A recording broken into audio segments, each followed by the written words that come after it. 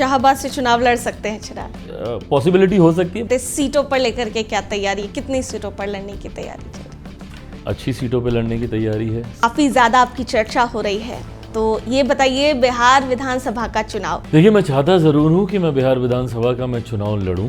मैं दिल्ली में रहकर या केंद्र में रहकर मैं उस सोच को धरातल पर नहीं उतार पा रहा हूँ। मांग अब उठ रही है कि चिराग पासवान सीएम बने, एनडीए के सीएम फेस हो, क्योंकि देखिए एनडीए के पास कोई भी चेहरा नहीं है अभी फिलहाल। महागठबंधन को देख लीजिए, तेजस्वी यादव वो कह रहे हैं कि हम चेहरा हैं, ठीक है, लेकिन एनडीए के पास कौन चेहरा है? सीएम नीतीश कुमार की मानसिक हालत पर सवाल उठाया जा रहा है। आपके दामाद पॉलिटिक्स, पिछले दिनों इस पर खूब चर्चा हो रही थी। बिहार में केवल दामाद पॉलिटिक्स ही हेडलाइन बन रहा था। आपके छोटे भाई हैं तेज प्रताप यादव, उनको लेकर के चर्चा हो रही है। उन्होंने खुद अपने मुंह से कहा है कि वो चुनाव लड़ेंगे। हालांकि 6 साल के लिए उन्हें पार्टी से, परिवार से निष्कासित कर दिया गया। अगर वो इच्छा जताते हैं कि वो अपने बड़े भाई चिराग पासवान के साथ चुनाव लड़ेंगे, तो क्या चिराग जी उन्हें जगह देंगे अपनी पार्टी में? जीतन राम मांझी जी केंद्र में मंत्री हैं, उनके बीच में और आपके पार्टी के सांसद अरुण भारती जी, इनडायरेक्ट वे में ही दोनों के बीच में जुबानी जंग चल रही है। तो इसको लेकर के ये भी कहा जा रहा है कि क्या एक दलित का बड़ा नेता बनने की होड़ मची हुई है, क्योंकि बिहार विधानसभा चुनाव है, दिखाने की कोशिश करें कि कौन सबसे ज्यादा बड़ा दलित का नेता है। सत्तू पीते हुए काफी ट्रोल हो गए हैं आप। स्ट्रॉ क्योंकि आपने लगाया था और उसी स्ट्रॉ के चलते लोग खूब सोशल मीडिया पर पोस्ट कर रहे हैं। नमस्कार, दर्श न्यूज देख रहे हैं आप और मैं हूं आपके साथ दक्षा प्रिया। बिहार विधानसभा का चुनाव नजदीक है, ऐसे में बिहार का सियासी पारा अब पूरी तरीके से चढ़ चुका है। इस वक्त बिहार में सबसे ज्यादा जो शख्स सुर्खियां बटोर रहे हैं वो हमारे साथ इस वक्त मौजूद हैं। केंद्रीय मंत्री और लोक जनशक्ति पार्टी रामविलास के राष्ट्रीय अध्यक्ष चिराग पासवान जी। सबसे पहले आपका स्वागत है चिराग जी। इन दिनों खूब सुर्खियां बटोर रहे हैं, काफ़ी ज़्यादा आपकी चर्चा हो रही है, तो ये बताइए बिहार विधानसभा का चुनाव जिसको लेकर के आप ये चर्चाएं हैं जी। देखिए, मैं चाहता ज़रूर हूँ कि मैं बिहार विधानसभा का मैं चुनाव लड़ूं। ये इच्छा मैंने पार्टी के समक्ष रखी। 3 बार का सांसद हूँ, तीसरी बार का कार्यकाल जब से मैंने संभाला, मुझे इस बात का एहसास हो रहा है कि मैं जिस उद्देश्य के साथ, जिस लक्ष्य के साथ राजनीति में आया था, बिहार को फर्स्ट बनाने की, बिहारियों को फर्स्ट बनाने की सोच के साथ मैं राजनीति में आया था, मैं दिल्ली में रहकर या केंद्र में रहकर मैं उस सोच को धरातल पर नहीं उतार पा रहा हूँ। ऐसे में ज़रूरी है मेरा बिहार में रहना, ऐसे में ज़रूरी है बिहार की व्यवस्था के साथ मेरा जुड़ना, तभी मैं बिहार फर्स्ट, बिहारी फर्स्ट की सोच को मैं धरातल पर उतार सकूँगा। ये प्रस्ताव मैंने अपनी पार्टी के समक्ष मैंने ज़रूर रखा। अंतोगत्वा फाइनल डिसीजन पार्टी को लेना है, पर जब मैं कहता हूँ कि पार्टी को लेना है, छूटते ही मुझ पर सवाल आता है कि आप ही पार्टी के राष्ट्रीय अध्यक्ष हैं, आप ही सर्वोसर्वा हैं, आप चाहेंगे तो पार्टी कैसे मना करेगी। I agree to everything that's been said, but हकीकत ये है कि जब मैं कहता हूँ कि पार्टी को इस पर फैसला लेना है, पार्टी को इस पर अध्ययन करना है, मंथन करना है, चिंतन करना है कि क्या मेरे चुनाव लड़ने से पार्टी को, गठबंधन को कोई फ़ायदा है कि भी नहीं। कई बार देखा गया है कि जब कोई बड़ा नेता खुद चुनाव लड़ने आता है तो पूरा संगठन और वो व्यक्ति खुद सिर्फ अपने चुनाव में पूरा समय बिता देता है और जितना समय वो बाकी प्रत्याशियों के लिए दे सकता है वो नहीं दे पाता। बट ऑन द कॉन्ट्ररी ये भी देखा है और भाजपा ने ये उपयोग कई बार किया, ये प्रयोग कई बार किया कि अपने सांसदों को, अपने केंद्रीय मंत्रियों को उन्होंने चुनाव में उतारा, जिसका लाभ उनको मिला है। सो पार्टी फिलहाल इसको एनालाइज कर रही है कि मेरे चुनाव लड़ने से पार्टी को, संगठन को कितना फायदा, और अगर पार्टी कहेगी तो मैं ज़रूर चुनाव लड़ूंगा। पार्टी की बात कर रहे हैं, अगर आप कह देंगे कि आपको चुनाव लड़ना है तो फिर उसमें पार्टी क्या करेगी, क्योंकि पार्टी के राष्ट्रीय अध्यक्ष तो। हाँ नहीं, बट मेरा चुनाव लड़ने का फ़ायदा भी तो मुझे होना चाहिए ना। मुझे ये फीडबैक पार्टी से चाहिए है, मुझे जानना है कि मेरे चुनाव लड़ने का फ़ायदा है कि नहीं है, या कहीं ऐसा तो नहीं कि मैं अपना समय सिर्फ एक सीट पे केंद्रित कर दूंगा। और स्वाभाविक है, अगर मैं चुनाव लड़ाऊंगा तो मेरी पार्टी के अधिकांश वरिष्ठ नेता भी उसी सीट पे ध्यान केंद्रित करेंगे। तो ऐसे में कहीं ऐसा तो नहीं कि ये सोच हम लोग की कहीं गलत हो जाए। तो ये फीडबैक सर्वेस के आधार पर, मंथन चिंतन के आधार पर मुझे पार्टी के माध्यम से चाहिए। एक बार ये विस्तृत रिपोर्ट पार्टी की केंद्रीय संसदीय बोर्ड में आएगी तो अंतिम फैसला लिया। ठीक है, अंतिम फैसला लेने की बात करें, चुनाव में अब ज़्यादा वक्त नहीं है, मुश्किल से 3 से 4 महीने होंगे जब इलेक्शन कमीशन जब भी घोषणा करे। तो ऐसे में तैयारियां आखिर कब, क्योंकि अगर चिराग पासवान कह रहे हैं कि वो चुनाव लड़ेंगे तो आखिर कहाँ से चुनाव लड़ेंगे, ये सीट भी तय करनी होगी, उसके बाद वहाँ पर तैयारियाँ भी तय करनी होगी, तो आखिर कब चिराग? ये सब काम चल रहा है। सीटें मोटा मोटी मेरे जहन में है, कुछ सीटों को चिन्हित किया है। पार्टी के द्वारा ये प्रस्ताव भी आया था कि मुझे एक सामान्य सीट से चुनाव लड़ना चाहिए। ये भी एक खूबसूरत सुझाव है जिस पे अभी सोच विचार चल रहा है।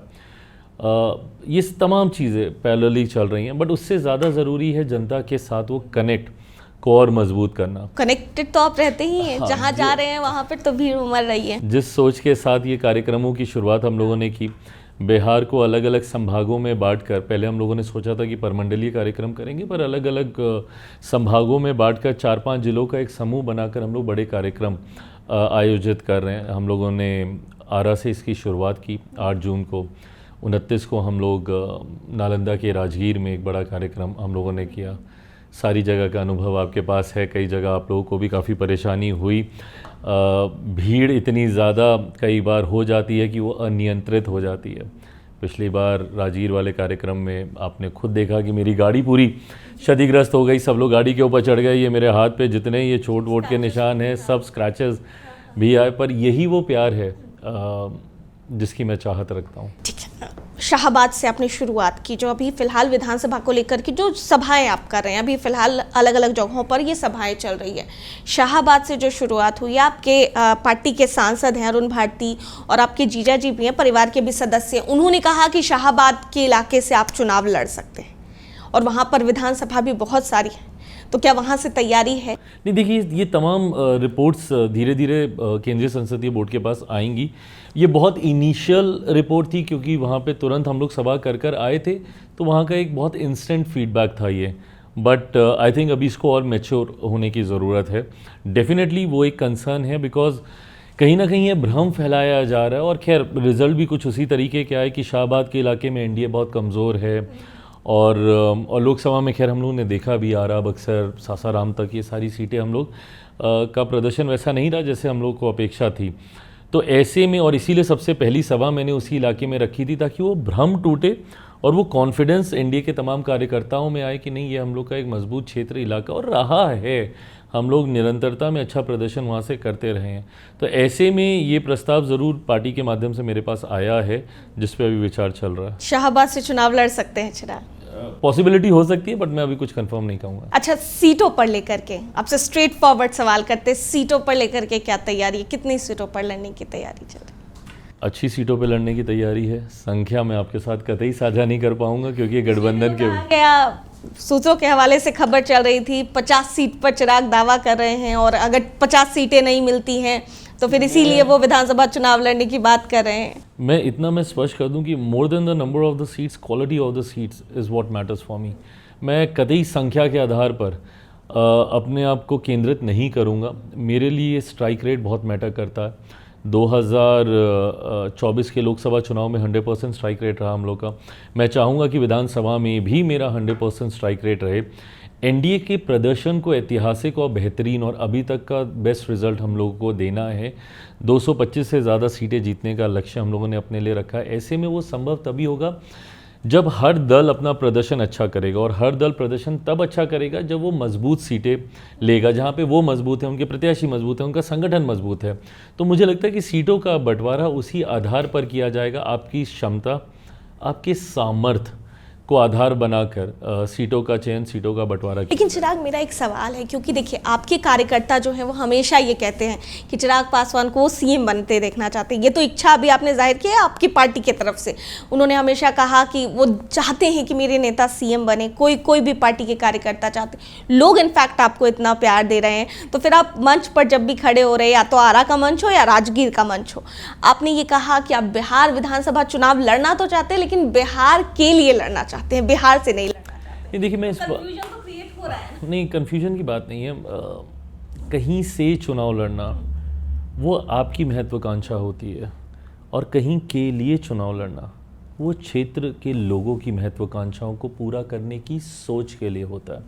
मैं बहुत स्पष्ट हूँ इस बात को लेकर। मैं एक ऐसे परिवार से आता हूँ जहाँ मेरे लिए सांसद, विधायक, मंत्री बहुत ज़्यादा मायने नहीं रखते। मैंने पूरी उम्र ये सारी चीज़ें अपने परिवार में मैंने देखी हैं। ऐसे में मैं किसी पद पर जाऊं, मेरे लिए वो महत्वाकांक्षा नहीं है। मैं अपने लिए चुनाव नहीं लड़ रहा हूं, मैं बिहार के लिए चुनाव लड़ रहा हूं। मैं ये बात शब्दों में कहना चाहता हूं। मुझे लगता है कुछ चैनल्स ने उसका एक रॉन्ग नैरेटिव सेट करने का प्रयास किया, बट बहरहाल ये होता रहता है।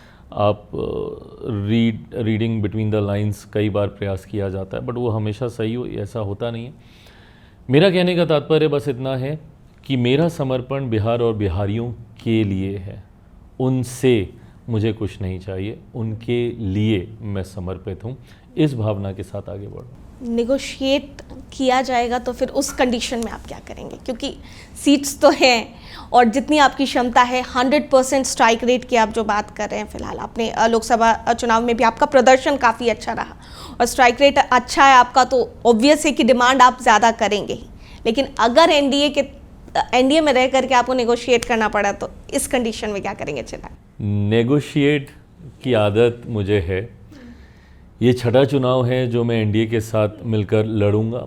एक चुनाव बीच में आगे पीछे कर दीजिए, बट उसमें भी मैं वैकल्पिक गठबंधन में नहीं गया था 2020 में। छठा चुनाव का मतलब 14 का लोकसभा नेगोशिएशन हुआ, 15 का नेगोशिएशन हुआ, 19 का हुआ, 20 में नहीं हो पाया, 24 का हुआ और अब 25 का होगा।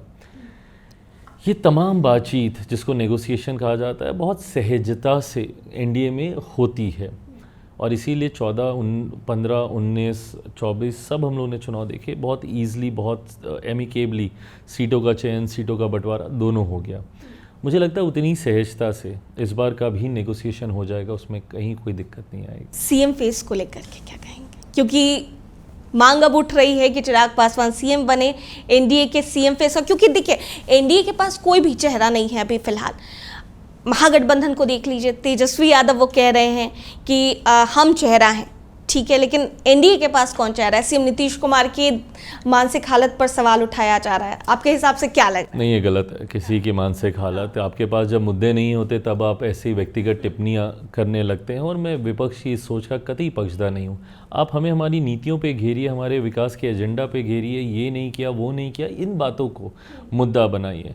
पर आप मुद्दा बनाते हैं जात पात धर्म मज़हब को मुद्दा बनाते हैं, आप वफ्त को लेकर मुद्दा बनाएंगे, आप ये जो सर्वेक्षण चल रहा है चुनाव आयोग के द्वारा उसको लेकर आप मुद्दा बनाएंगे, मेरे मुख्यमंत्री के स्वास्थ्य को लेकर। लेकिन कहीं ना कहीं तो लोग ये एक्सेप्ट कर रहे हैं ना चिराग कि अगर एनडीए में कोई दूसरा अगर फेस आता है तो वो चिराग पासवान ही है सीएम। एनडीए में दूसरे स्पेस ही नहीं है, क्योंकि मौजूदा मुख्यमंत्री नीतीश कुमार जी के नेतृत्व में हम लोग चुनाव लड़ने जा रहे हैं और उन्हीं के नेतृत्व में अगली सरकार बनेगी। अगर मौका मिला तो? कतई नहीं। बहुत हाइपोथेटिकल क्वेश्चंस हैं ये सारे, जिनके कोई मायने नहीं है। ना मौका कोई तलाश रहा है, ना मौके की ज़रूरत है।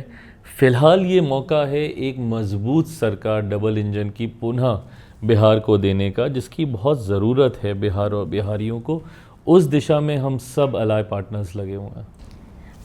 बात की जाए अगर तेजस्वी यादव की, तो खैर वो वक्फ का मुद्दा जो उठा रहे, पिछले दिनों उन्होंने पटना के गांधी मैदान से उन्होंने एक बड़ी सभा की, और मतलब जो सभा में शामिल वो हुए बड़ी सभा में, और वो मन से मुस्लिमों की बात करते नजर आए, एक अलग कम्युनिटी पर वो लेकर के चले गए। आप उस दिन राजगीर में कार्यक्रम कर रहे थे, आपने कहा कि सिर्फ बोल देने से या कार्यक्रम में शामिल होने से ऐसा कुछ नहीं होगा। लगता है जो एक एलजेपी का एक जो कोर वोटर्स जो मुसलमान हुआ करते थे, आपके पिता के समय की अगर बात कर ली जाए तो आपके पिता ने ये तक कहा था कि मुस्लिम मुख्यमंत्री बिहार में होना चाहिए, इसके लिए उन्होंने सत्ता तक ठुकराने की बात कही थी।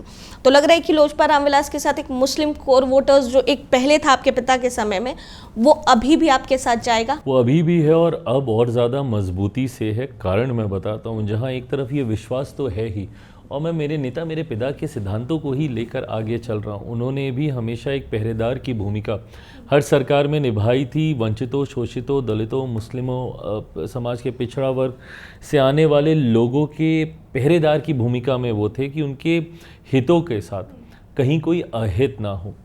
उसी भूमिका में मैं हूँ। इस बार जैसे ही वक्त संशोधन विधेयक कैबिनेट में आया तो इस बात का आग्रह मेरी पार्टी के द्वारा किया गया था कि जेपीसी नहीं, हम लोगों ने तो एक कमेटी का जिक्र किया था। मैं धन्यवाद दूंगा प्रधानमंत्री जी का कि उन्होंने जेपीसी का गठन किया और उसमें जाए ताकि सारे स्टेक होल्डर्स अपनी बातों को, अपने संशोधनों को वहाँ पे रख सकें। मेरी पार्टी के द्वारा भी दिए गए थे, उनको स्वीकारा गया। आज मैं मानता हूं कि हर वो गरीब मुसलमान जो समझता है इस व्यवस्था में जो ट्रांसपेरेंसी हम लोग लेकर आए हैं, वो और मजबूती से मेरे साथ जुड़ा है। और मुझे मुसलमानों के बीच जाकर कतई ये बताने की ज़रूरत नहीं है कि मेरा समर्पण उनके लिए कैसा है। उन्होंने देखा, मेरे नेता, मेरे पिता ने 2005 में अपनी पूरी पार्टी को समाप्त कर दिया, इस बात को कहते हुए कि बिहार में एक मुस्लिम मुख्यमंत्री क्योंकि अभी तक नहीं रहा है, होना चाहिए। तो ये समर्पण हम लोग का है, बट जो लोग इसका राजनीतिक लाभ उठाने का प्रयास करते हैं, इसको राजनीतिक मुद्दा बनाने का प्रयास करते हैं, आप मुझे बताइए ना कि 15 साल आपके पास थे, क्यों नहीं आप कुछ कर पाए? 15 साल आपको बिहार ने एक छत्र राज देने का काम किया, क्यों आपके रहते हुए मुसलमानों की, पिछड़ों की ये हालत है? जिस MY की आप बात करते हैं, उस MY के लिए आपने क्या कर लिया?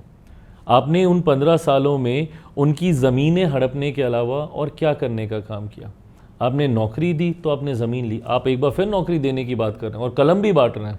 क्या उसी कलम से आप उन ज़मीनों को अपने नाम लिखवाने की सोच रख रहे हैं? तो ये विश्वास ये लोग खो चुके हैं। आज इनको ओवैसी जी के साथ गठबंधन करने की चर्चाएं हो रही हैं। क्यों? क्योंकि इनको पता है कि इनके वोटों में एक बिखराव आ रहा है। इनको पता है कि जो मुसलमान मजबूती से इनके साथ खड़े होते थे, वो आज कहीं ना कहीं इस बात को समझ गए कि इन्होंने सिर्फ उनको एक वोट बैंक की तरह इस्तेमाल करने का काम किया।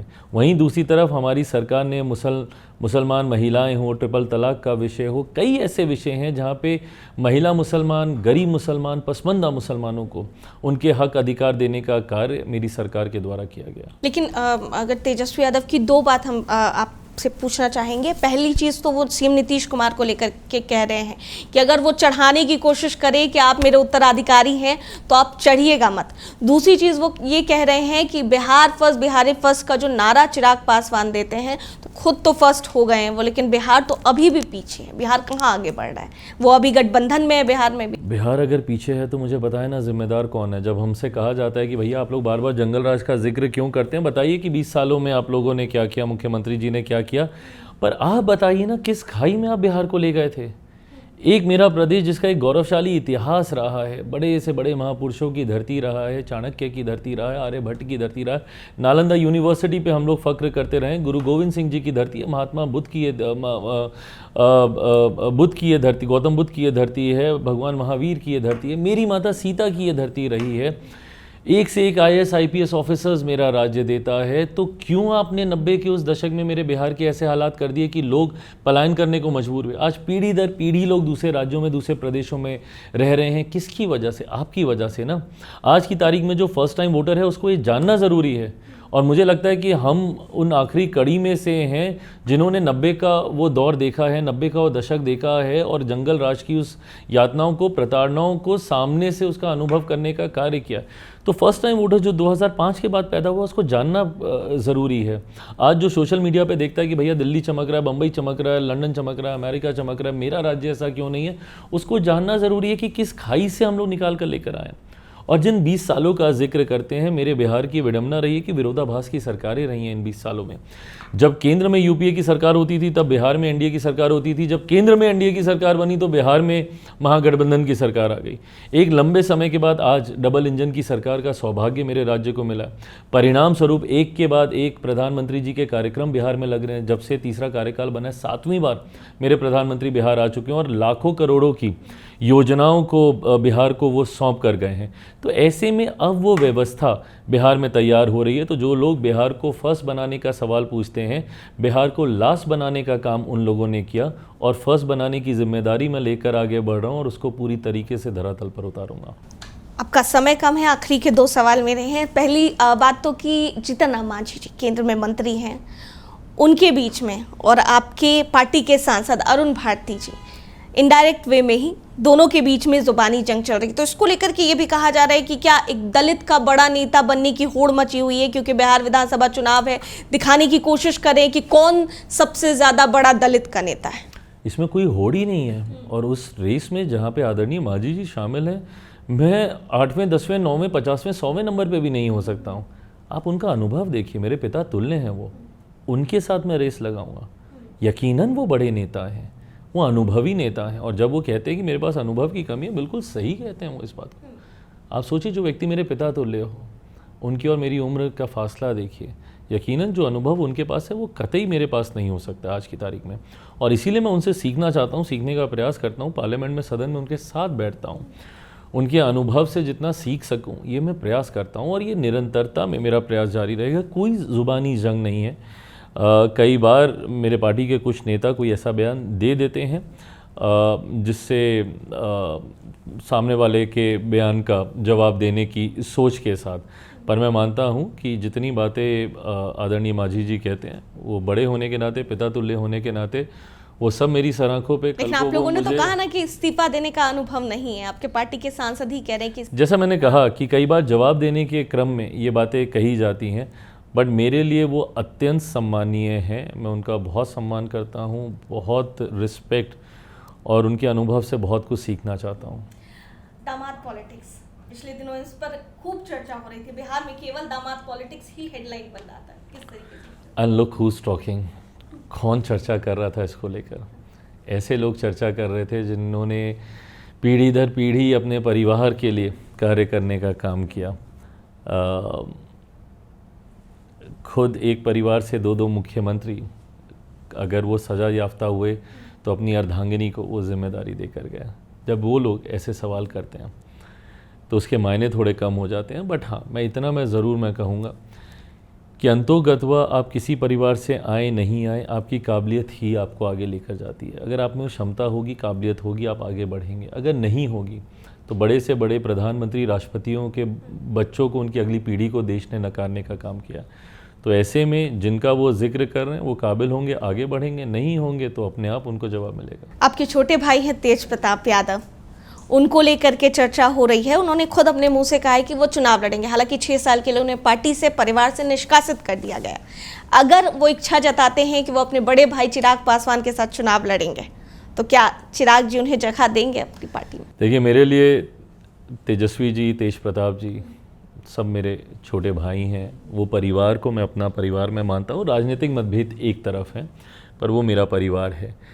मैं ऐसे में किसी भी भूमिका का मैं हिस्सा नहीं बनना चाहूँगा जो मेरे परिवार के, उनके परिवार के भीतर के विवाद को और ज़्यादा बढ़ाए। बट जो प्रश्न आपने पूछा वो पूरी तरीके से हाइपोथेटिकल है। बट हाँ, परिवार एक साथ रहे, एकजुट रहे। मैंने परिवार को खोया है, मैं जानता हूँ कि वो पीड़ा कैसी होती है। तो मैं हमेशा शुभकामनाएं दूंगा कि परिवार एकजुट रहे, खुश रहे। एक आखिरी सवाल, सत्तू पीते हुए काफ़ी ट्रोल हो गए हैं आप।